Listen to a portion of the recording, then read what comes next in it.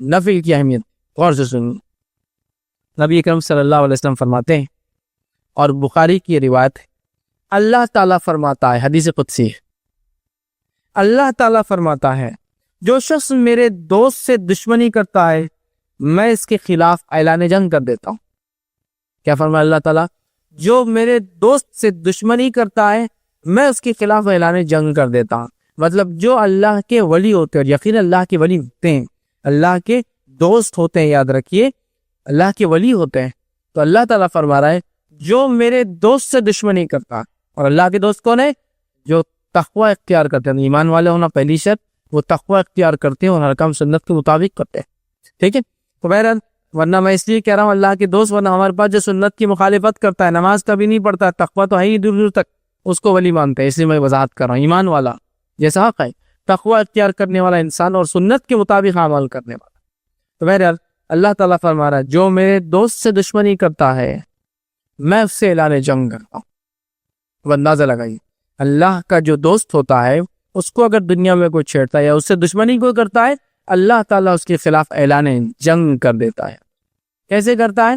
وہ جس نے دیکھا نتیجے اس کے سمجھ میں آتے ہیں. انبیاؤں کے ساتھ جس نے برا سلوک کیا ان کے نتیجے دیکھ لیجئے، صحابہ کے ساتھ جس نے برا سلوک کیا کیسی کیسی موتیں مرے ان کی زندگی دیکھ لیجئے، سلف صالحین پہ جس نے ظلم کیا ان کی زندگیوں کا مطالعہ کرے، خاص طور سے ان کی موتیں دیکھے، اور اس کے بعد معصوم مسلمانوں پہ جس نے بھی ظلم کیا ان کی زندگی کی حالت دیکھے. آپ کہیں گے واقعی میں اللہ تعالیٰ کیسا بدلہ لیتا ہے؟ چونکہ اللہ تعالیٰ جب دشمنی لیتا ہے اس کے خلاف تو وہ دشمنی واقعی میں نبھاتا بھی ہے.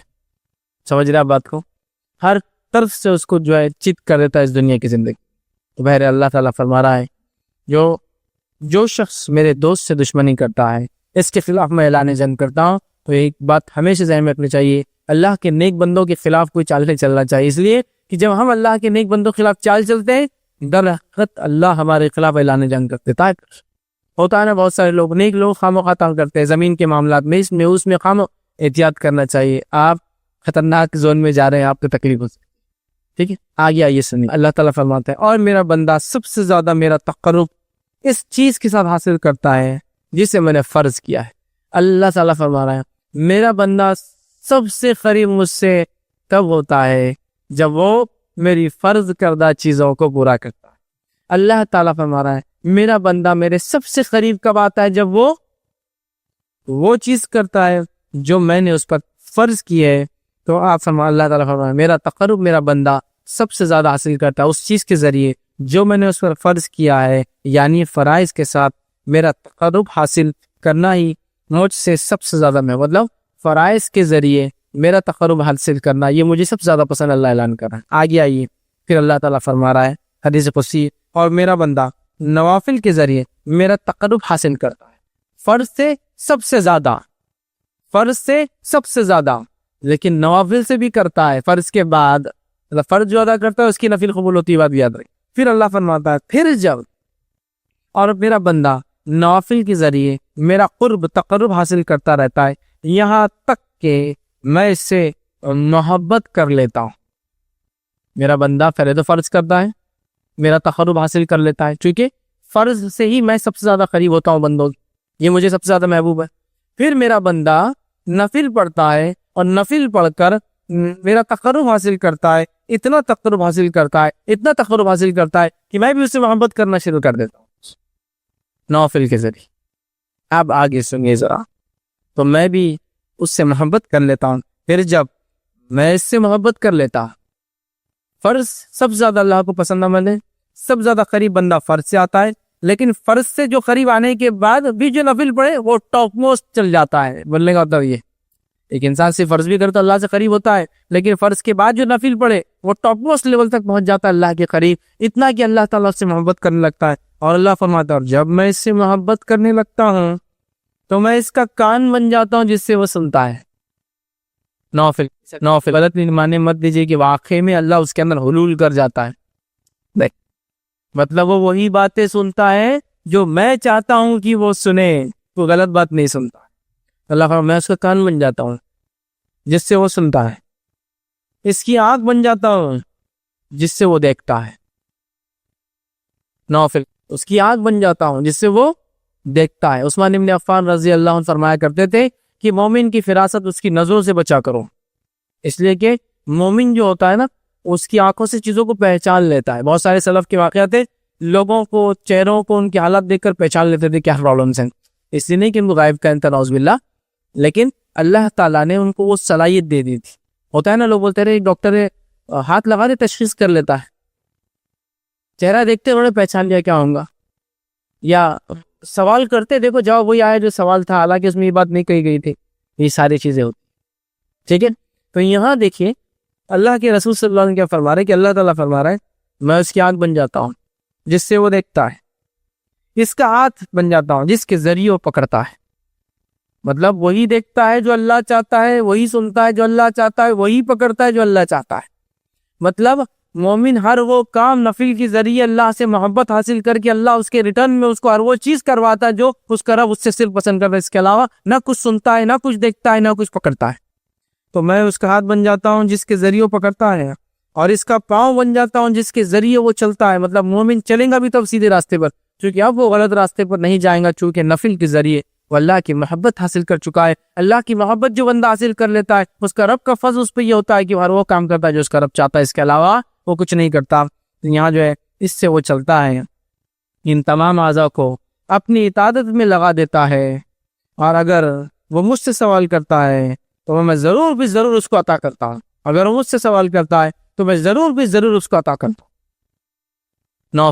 نوفل ضرور بھی ضرور عطا کرتا ہوں اگر وہ مجھ سے سوال کرتا ہے۔ کون سا بندہ؟ فرائض کے بعد نفل کا اہتمام کر کے رب سے محبت حاصل کر لینے والا بندہ، دیکھتا ہے تو وہی جو اس کا رب چاہتا ہے، سنتا ہے وہی جو اس کا رب چاہتا ہے، پکڑتا ہے وہی جو اس کا رب چاہتا ہے، چلتا ہے اسی راہ پر جس پہ رب چاہتا ہے، اور جب وہ مانگتا ہے تو اس کا رب اس کی جو ہے ضرور بھی ضرور اس کو عطا کر دیتا ہے۔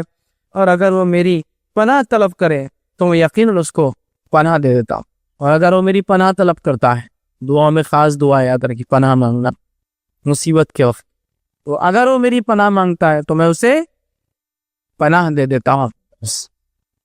سبحان اللہ، کتنے بڑے بڑے فضائل ہے نفل کو ادا کرنے کی، کتنے بڑے بڑے فضائل، اندازہ لگائی ہے نا۔ اللہ کو سب سے زیادہ محبوب عمل لیکن کون سا ہے؟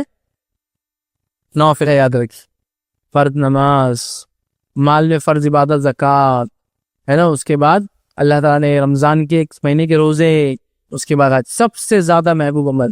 اس کے بعد یہ کرنے کے بعد بندہ نفل کے اندر دوڑتا ہے، آگے بڑھتا ہے، فرض نماز کے بعد نفل نماز، فرض زکوٰۃ کے بعد نفلی زکوٰۃ، فرض روزے کے بعد نفلی روزے، فرض حج کے بعد نفلی عمرے، نفلی حج بولتے ہیں اس کو حج صغیر، چھوٹا حج، وہ کرتا ہے تو اللہ سے اتنا قریب ہوتا ہے کہ اللہ محبت کرنے لگتا ہے۔ جب اللہ محبت کرنے لگتا ہے تو وہ جو دیکھتا ہے وہ جو اس کا رب چاہتا ہے، وہی سنتا ہے جو اس کا رب چاہتا ہے، وہی اس کے ہاتھ پکڑ دے اس کا رب چاہتا ہے، اسی راہ پر چلتا ہے، قدم چلتے جو اس کا رب چاہتا ہے، اور پھر جب اپنے رب سے مانگتا ہے اس کا رب اس کو پورا، اس کی دعاؤں کو پورا کرتا ہے، اور جب وہ پناہ طلب کرتا ہے تو اللہ تعالیٰ اس کو پناہ عطا کر دیتا ہے۔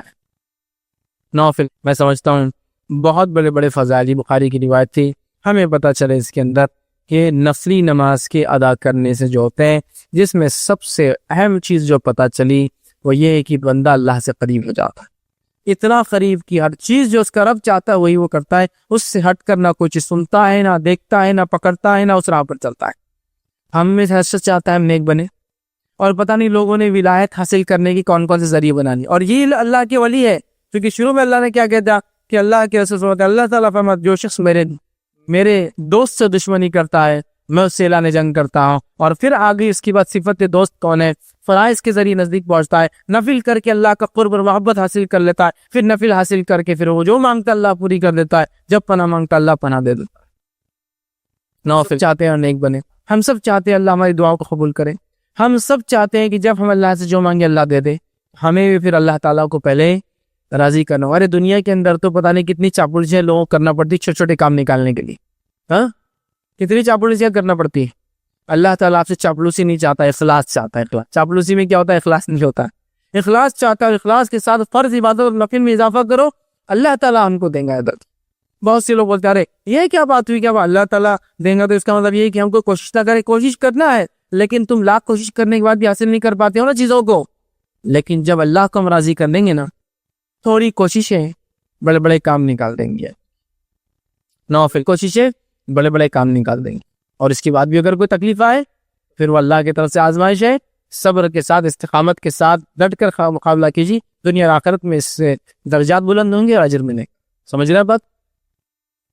پھر سمجھنے کی ضرورت ہے, یہ بات کو سمجھنے کی ضرورت ہے. تو اللہ سے قریب ہونا ہے. دنیا میں ہم کام نکالنے کے لیے سب کچھ کرتے ہیں لوگوں سے. اگر ہم چاہتے ہیں کہ ہمارا کام عرش والا کر دے, دنیا کی ساری مصیبت, مشکلیں, پریشانیاں حل, اور موت کی اور موت کے بعد کی اور آخرت کی تمام چیزیں, تو پھر ہم جو ہے آسمان والے کو راضی کر لیں. ہو سکتا ہے دنیا والے ناراض ہو جائے, اس سے کوئی مسئلہ نہیں, لیکن اللہ راضی ہو جائے. لیکن ہمارا معاملہ یہ کہ ہم اللہ کو ناراض کرنا چاہتے اور دنیا والوں کو راضی کرنا چاہتے, تو اللہ تعالیٰ بھی پھر انہی کے سامنے ہم کو جھکاتا رہتا ہے. پھر اللہ کے نیک بندوں کی صفت آ گئی. فرائض کا اہتمام کیجیے, فرائض کے اہتمام نفل میں اضافہ کیجیے. دیکھیے اللہ تعالیٰ کہ ہم دوست بن جاتے تھے.